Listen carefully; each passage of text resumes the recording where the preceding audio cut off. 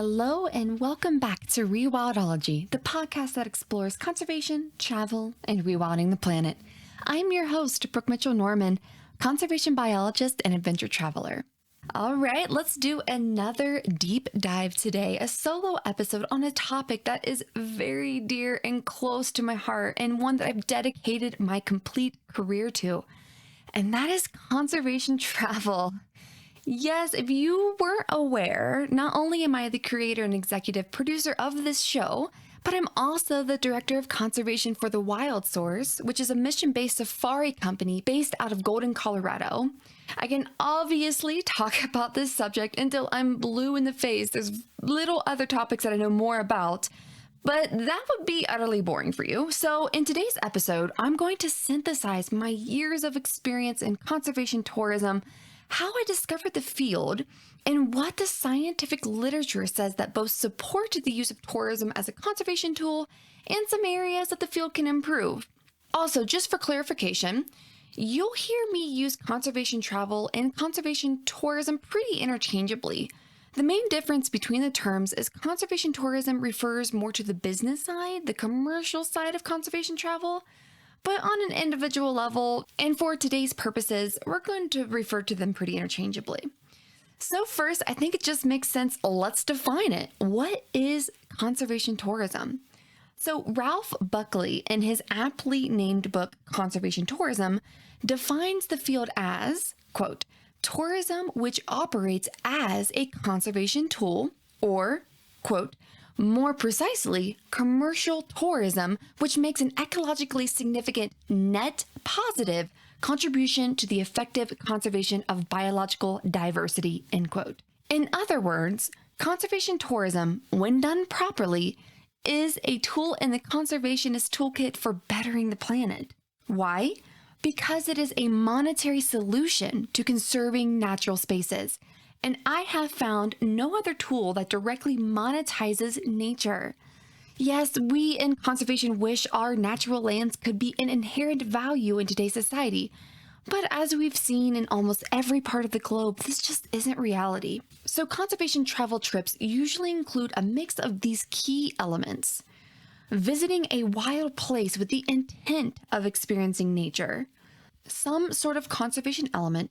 For example, visiting a local project or special guides that are also biologists. Human element. To me, this is the biggest difference between wildlife tourism and conservation tourism, because conservation tourism goes a step beyond just seeing wildlife and engages local community in some fashion. Next, there isn't direct interactions with wildlife, aka think of your petting zoos, think of anything where you have a chance of touching a wild animal. And lastly, and this is key, it is designed to have the least amount of impact on the environment as possible, which can mean different things in different places. Also, conservation tourism is often transformative. It's almost impossible to return to your home country the same person after experiencing a moving conservation trip. When done properly by an operator, even if a traveler hasn't bought into living a greener lifestyle, just by them spending their money on that trip and hiring that particular operator, they'll leave the destination a better place than before they arrived. For example, when I worked at Natural Habitat Adventures, one of the biggest trips were polar bears. And there were so many people that the only thing they wanted to do is go see the polar bears. They really didn't care about any other part of that. But since the trip was so strong and partnered with so many people, that is one of the only opportunities that are there is tourism. And the polar bear season is the biggest season in the area. So it's totally fine if maybe a traveler didn't decide that when they got home that they wanted to recycle more or wanted to decrease their emissions. Just the fact that they were there to see polar bears helped keep those polar bears there and the community there that was living with those bears. So how is conservation travel different from ecotourism or nature-based tourism? So you've probably heard all of these terms and they might seem pretty interchangeable, but there are some pretty big differences that I want to review here. So first, let's define nature-based tourism. So Peter S. Valentine, or Valentine, I don't know, one of those, in his review conveniently called Nature-Based Tourism, describes the field as, quote, nature-based tourism is primarily concerned with the direct enjoyment of some relatively undisturbed phenomenon of nature, end quote. Which this is a pretty overarching definition. Next is ecotourism, which the International Ecotourism Society defines as, quote, responsible travel to natural areas that conserves the environment, sustains the well-being of local people, and involves interpretation and education, end quote. I'm a visual person, so let's picture a diagram with nature-based tourism at the top, then ecotourism as a subcategory, and then within ecotourism is conservation travel. So conservation travel is ecotourism, but not all ecotourism is conservation travel.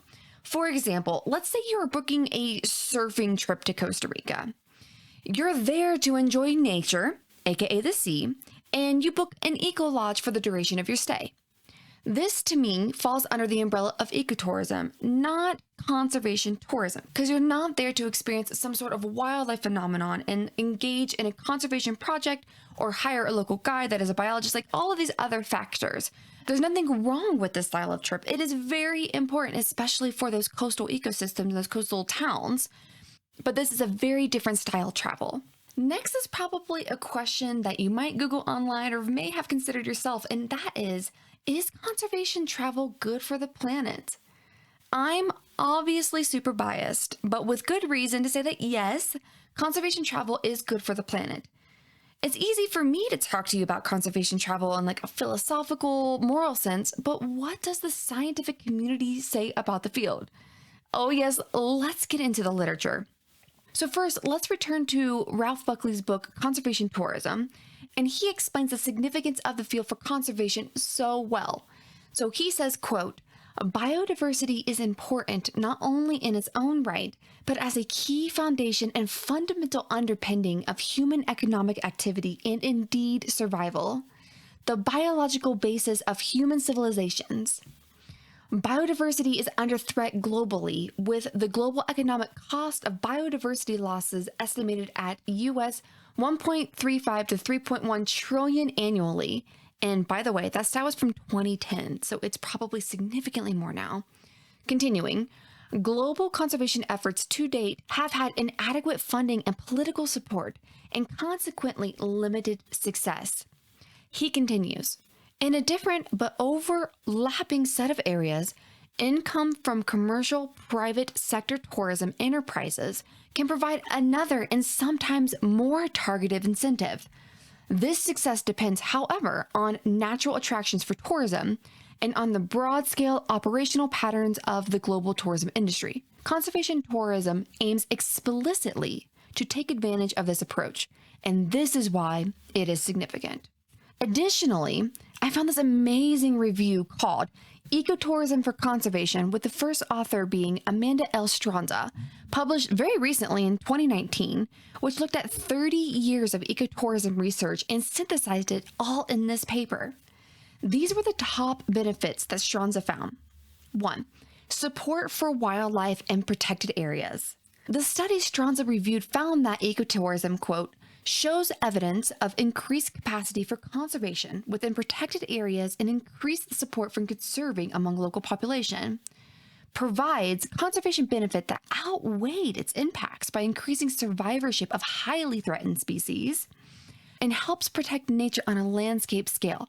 For example, in Costa Rica, ecotourism, quote, contributes not only to reduction in land degradation, but also to net reforestation in several independent cases, end quote. 2. Diversified livelihoods. This one is pretty straightforward to understand. Essentially, those that live near protected areas and work in ecotourism benefit tremendously. This is because, short of a global pandemic, we're just going to brush that under the rug real fast, tourism jobs are more sustainable than extractive industries like mining, logging, and farming. Also, the more something means to you, the more you'll care about it. Many local communities that benefit the most from ecotourism become fierce defenders of their natural resources. 3. Environmental interpretation and ethics. This benefit hits on the transformation people usually experience when they participate in conservation travel. Scientists have shown that proper messaging and knowledgeable guiding can and does influence tourists to change their behavior for the better of the planet. And I've seen this personally a lot in my career. So when I worked at Natural Habitat Adventures, they were the exclusive travel partner of WWF, the World Wildlife Fund. And the amount of money that travelers donated to WWF after they returned from the trip was significant. It was in the millions upon millions of dollars. And they didn't do that before they went. They did that after they went because they were so moved.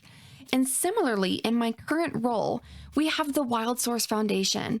And I can't tell you how many times that when people come back from an unbelievable safari, like they absolutely love their guides, they were so moved, they then feel passionate enough to donate their hard-earned money or save money or whatever it is to the foundation to keep our mission moving forward. It is so amazing to see.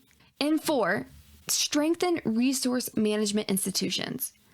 I thought this one was interesting, more of an indirect but super powerful aspect of tourism.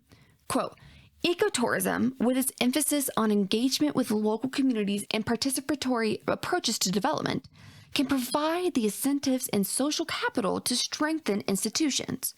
The quality and stability of local institutions influence how people in local communities are able to monitor wildlife and other resources, establish rules for use and conservation, and sanction rule breakers. Community-based ecotourism operations that help strengthen local institutions have had clearer success in conservation. Conversely, ecotourism operations with little attention to local governance have had less success in conservation, end quote. Furthermore, to quote Dr. Andrew Huberman on his podcast, he loves to say anecdata. I also love that term, and I want to use that as well. So in several destinations that I've been to, I've had to remind myself to accept the seemingly excessive amounts of help that I was offered everywhere I went. Why? Because hospitality was the only opportunity many of the employees had, and if I refused their help, then I was potentially jeopardizing their livelihood. And so I let people carry my small bags. I am super against checked bags because I do not want to lose my bag. So I have such little stuff when I travel. But again, I was more than happy to let people carry my little bags, bring me coffee, bring me wine, whatever it was, so that I can make sure that they stay employed. I'm more than capable of doing these things on my own. And even sometimes it would make me feel slightly uncomfortable to be so well taken care of. But I know it's better for the community living beside the wildlife that I'm there to visit. So continuing on, what are the common arguments I hear against conservation travel or nature tourism in general? Probably the most common arguments I hear from a loud, small group online is that travel emits carbon, thereby contributing to climate change, which will subsequently kill the planet. While I always applaud people that are willing to stand up for something they believe in, this particular viewpoint is so naive that it almost pisses me off, and here's why. If travelers weren't visiting these often remote, hard to get to destinations to see a certain species or landscape, I 110% guarantee you that they would be gone. You want to talk about climate change? How about the surge in poaching from lack of opportunity? Cutting down trees to expand cattle and agricultural operations. Anything that you can think of that would then release more CO2 in the air. Ugh, sorry I got a little heated there, but as you can tell, I'm insanely passionate about this, having seen it with my own eyes. I can promise you that some of our most beloved natural landscapes would not exist if they weren't protected and monetized through tourism. The Serengeti, Yellowstone, Pantanal. If tourists weren't coming to these places, they would have been destroyed generations ago. Don't worry, I'm not blind to conservation travel's downsides, and we'll discuss those too. There are a lot of forms of tourism that can cause degradation. I see it all the time when I'm in the mountains on a hike. The amount of garbage, dog crap, and people off trail I see just it makes me sick. However, this is not conservation tourism, and thus cannot be used as an argument against the field. Take this same scenario, add a professional guide and conservation-minded travelers. First, the group would be small, no one would be littering, they'd probably be even picking up trash, and they certainly would not be stepping anywhere that would degrade the land. Which brings me to my next argument. Interfering with natural animal behaviors. How many times do we hear about people being mauled by an animal because they were doing something stupid? Not too long ago, a woman was mauled by a bull elk that was here in Rut, just right up the road in Colorado. If this lady would have known the pillars of conservation travel, she would have never put herself or the elk in danger. To continue on this train of thought, another thing I found really interesting is ecotourism's overall negative view in several biologists' paper. As explained by Stronza in the Ecotourism Conservation Review, which I just went over. Let me read this excerpt from her paper. Quote, "Recently, scholars in ecology and conservation biology have begun to take harder aim at ecotourism, arguing it is not only not helpful to conservation, but in fact may be harmful to wildlife. Much of the work is conducted by biologists, basing their perspectives on theories related to risks of predation or physiological measures related to stress. Authors contributing to the recent literature state ecotourism habituates animals to human presence, increases the likelihood of being preyed upon by both other animals and humans, and decreases a population's overall fitness for survival." She continues, "A counter-argument questions the plausibility of habituation transferred to a suite of wild predator species and suggests instead that an ecotourism shield can serve to protect entire wildlife populations over vast areas, with human-wildlife interactions occurring in few small locations." End quote. As Weaver and Lawton noted, quote, "Despite the essential nature of this research to the management of the ecotourism experience, almost none of the empirical studies have been undertaken by tourism specialists or found in specialized tourism journals. Rather, just one scientific journal, Biological Conservation, appears to account for most of them. Although there is evidence of the biologists' findings being overreported, the recent critiques have tended to conflate ecotourism with other kinds of tourism. For example, the more conventional ideas of what people do in parks and visitor centers, hiking trails, and campgrounds, misunderstanding or misstating how and why ecotourism is or ever was heralded or established in later decades as a tool for conservation. Thanks, Amanda Stronza. I literally could have not said it better myself. But again, I am not ignorant to conservation travel's shortcomings, which I will go over those right now. So, as much as I wish it was, conservation travel isn't a panacea. First, not every natural area can be a tourist destination.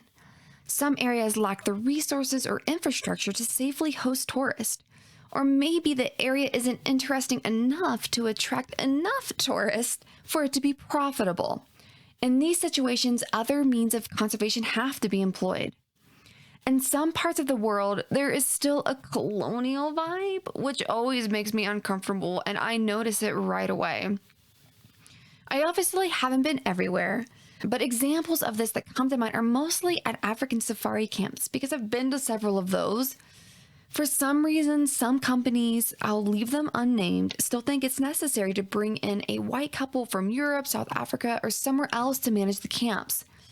But peel back the curtain and you almost see the second in command is a person from the surrounding community that can speak the local dialect and is the one actually running the show, but they're not presented or hired as the lead camp manager. I will say that there seems to be a movement to correct this, but it's going to unfortunately take a lot of time before these companies will only hire local peoples. To do so will require a lot of capacity strengthening, time, and investment in people, which is costly in more ways than one, but it's the right thing to do. Next, and you see this a lot in different industries, but competition between companies can influence some business leaders to make iffy decisions. Cutting corners can have significant impacts on natural areas, and conservation travel is no exception to this. And lastly, sometimes conservation travel just can't give travelers the experience they're looking for. Conservation tourism tends to be on the more adventurous side, and I could tell you stories till I'm blue in the face.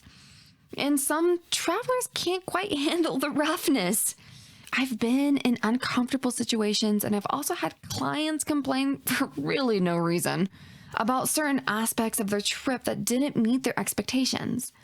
Considering where a lot of this type of tourism happens, it's just hard to create white glove service sometimes. So next, where is conservation tourism heading? As competition in the sector continues and as consumers become more and more educated on conservation tourism, I foresee more and more companies adopting conservation practices.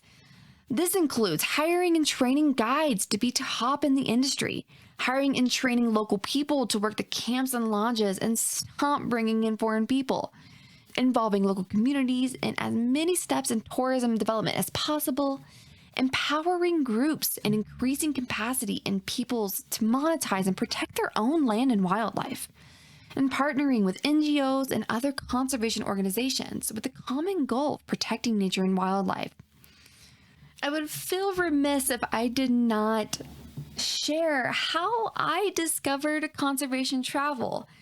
If you've heard any of my previous episodes, I've had quite a winding career, and when I found this field, I knew I had found my pillar, my why, my going forward to stand on.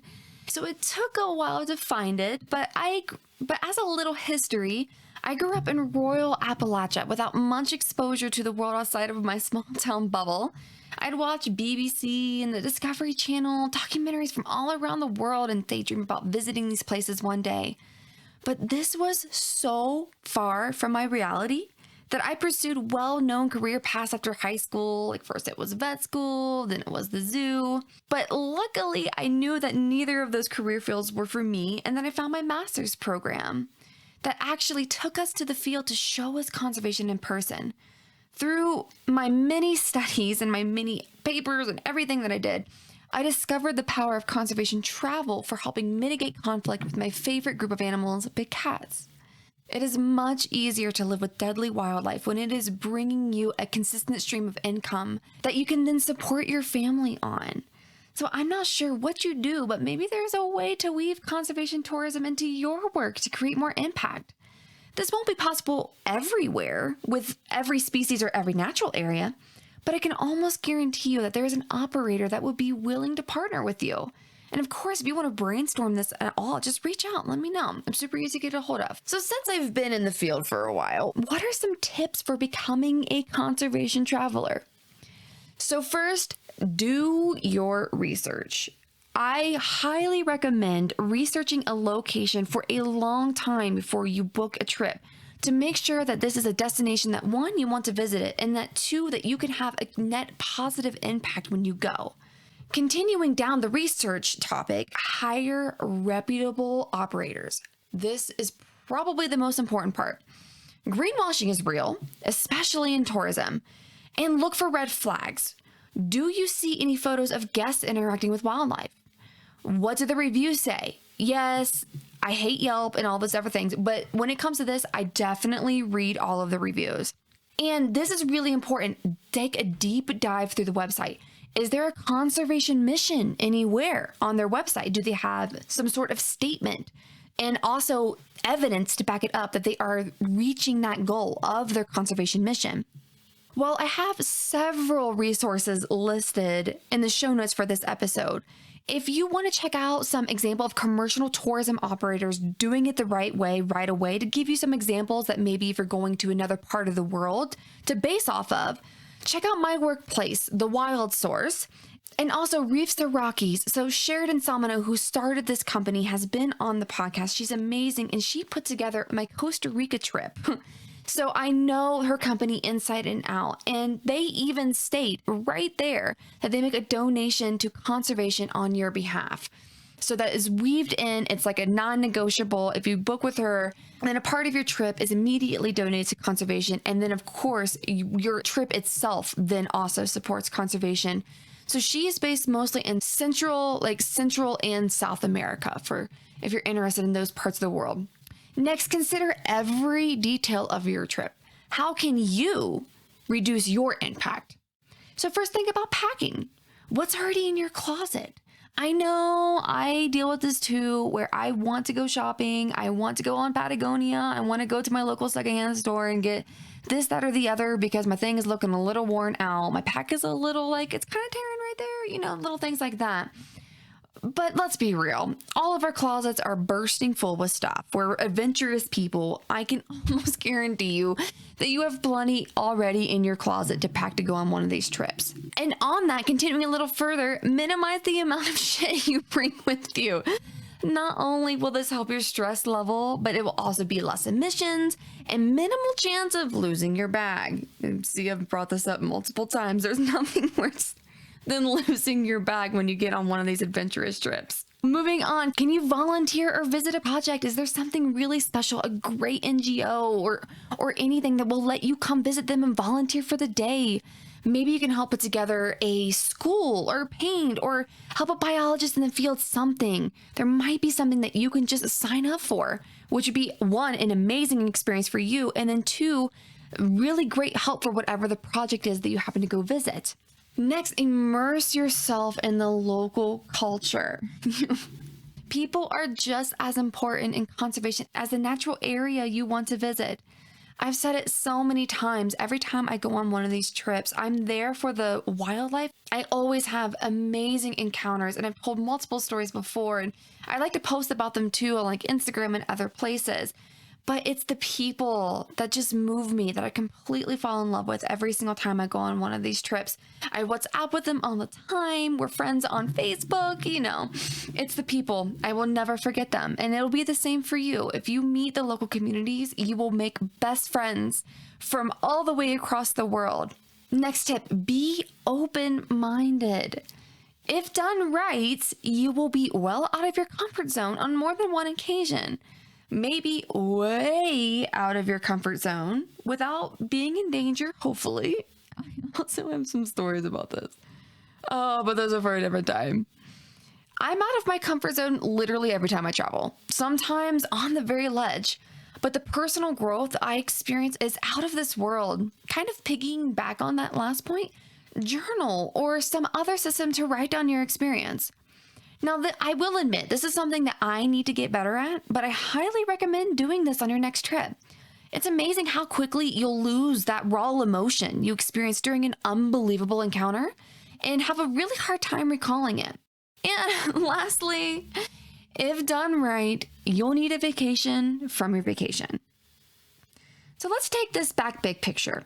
How do I hope to leverage conservation travel for conserving nature?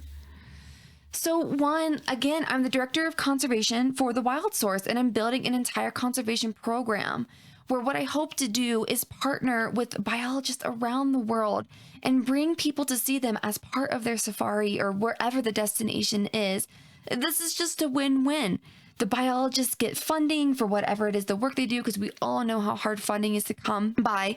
And then the tourists have an unbelievable experience that they would have nowhere else. Future episodes from the field. Yes. I know I've already done some of these, but that is one of the big goals now that COVID has really let up. People don't care anymore. Everyone's pretty much back open. I can promise you that most testing is even dropped most places. I want to get out in the field, especially now that Heather's on the team. We hope to get some amazing episodes to share with you all very soon. And one of the biggest goals for this podcast is to actually make trips with the Rewildology community. Now, this is like big picture, big goal, long term, but I want you to come with me to the places that I go to. So I will keep you posted on if, when, how all of those things come to be. But yes, that is a big goal of mine, is to have Rewildology trips. So I'm just going to drop that little nugget there. Wow, that was such a big deep dive into conservation travel. And if you would like to learn more about this amazing topic, I'm obviously very connected in the field and I've had many other experts on. So I recommend listening to any of these podcast episodes to learn more. So episode 1 with Bill Given, who is my mentor and the founder of the Wild Source. Episode 3 with Corinne Lacombe. Episode 5 with Cord Whalen. Episode 12 and 13 with Josie Cardoso. Episode 18 with Sheridan Salmano, which I mentioned earlier. Episode 27 with Jeff Trollope. Episode 39 with Michael Vogler. Episode 53 with Tom Opry. Episode 67 with Colby Brockfist. And episode 75 with Allison Cusick.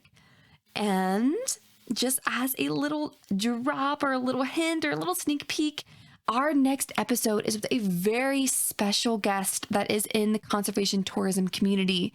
So stay tuned for that interview, because I promise you that it's going to inspire you so much and might even put the travel bug in you if it's not already. And since so many of you are well-traveled, have you found any fantastic operators, projects, or destinations along your journey? If so, let us know. Let the whole Rewildology community know. You can comment in the Rewildologist community group on Facebook or on YouTube. So every episode is on YouTube and you can comment there. So put in the comment section a particular operator that you really love traveling with that we should all look into as well. Or just send me a DM or email at hello@rewildology.com. Just let me know, because I'm always looking for more partners in this field. And people who are doing it right, we need to just blast their names out and get the word out so that we can support those doing it good. And if you'd like to support the show, there are several ways to do so. So some zero-cost ways to support the show, including subscribing to the podcast on your favorite streaming app, leaving a rating and review to boost the algorithm, which will present the podcast to more listeners, signing up for the weekly Rewildology newsletter at rewildology.com, subscribing to the Rewildology YouTube channel, which I just mentioned, and following the show on your favorite social media app. And if you would like to financially support the show, as of right now, we have no sponsors. This is all out of pocket still. We're working on it. But help us keep these stories on the airwaves. Consider making a monetary donation at rewildology.com, and it's through PayPal, or purchase a piece of swag to show your Rewildology love. At least 10% of proceeds from this podcast, no matter what, will be donated to our conservation partners. I'd also like to extend a special thanks to Heather Bailey, the show's audio and video producer, for making the show sound and look awesome, and Focusrite for powering the podcast sound. If you'd like to see the Focusrite gear we use to record the show, head on over to rewildology.com and check out the Nature Podcasting article underneath the Resources tab. All right, friends, thanks so much for listening to this deep dive in conservation tourism. Remember, together, we'll rewild the planet. Hey, thanks again for listening to this episode of Rewildology. If you like what you heard, hit that subscribe button to never miss a future episode. Do you have a cool environmental organization, travel story, or research that you'd like to share? Let me know at rewildology.com. Until next time, friends, together we will rewild the planet.